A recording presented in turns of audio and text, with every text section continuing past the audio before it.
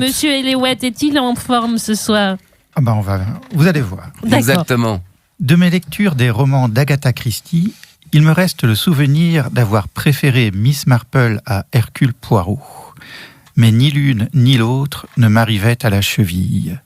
Modeste détective amateur, âgé de 14 ou 15 ans, j'étais capable, au tiers du livre, de donner le nom de l'assassin, son mobile et le mode opératoire. Un sens de l'analyse et une faculté d'aller à l'essentiel me poussaient à jeter un bref coup d'œil aux dernières pages du roman. Encore aujourd'hui, je m'étonne que la police ou Météo France n'eussent pas d'un tel procédé. Il est tout de même beaucoup plus simple de prédire une issue quand on la connaît. Je n'ai pas été sans observer, au fil des ans, un obstacle majeur à ce principe, que dis-je, à cette solution évidente aux problèmes qu'on rencontre dans l'existence. Celle-ci diffère d'un livre publié depuis longtemps par une autrice anglaise. Nous n'en tournons les pages qu'une après l'autre, et la 4e de couverture sera prononcée au cours d'une cérémonie émouvante par ceux qui nous sont chers. Je n'ai pas été sans observer non plus qu'il existe quelques biais pour contourner ce problème.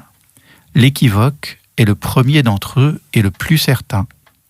En sous-entendant tout et son contraire, ou en ayant seulement l'air de le sous-entendre, on finit par se trouver en situation de soutenir mordicus qu'on n'avait peut-être pas tout à fait tort. Si le procédé est malhonnête, il est efficace. On condamne rarement à de la prison ferme les gens qui s'inquiètent beaucoup de la santé des autres, avec un air de supposer, à la première quinte de tout, que le pire n'est jamais loin. On devrait. D'abord parce que nous allons tous mourir et que la perspective de laisser derrière soi, en liberté, un imbécile qui se fendra d'un « je l'avais prévu » plein de sagacité rend la mort plus douloureuse.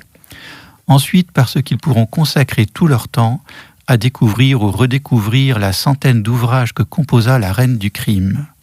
Partant de pratiquer, si ça leur chante, leur art divinatoire en lisant la fin avant le début, sans qu'il en coûte à qui que ce soit de subir leurs mortelles suppositions.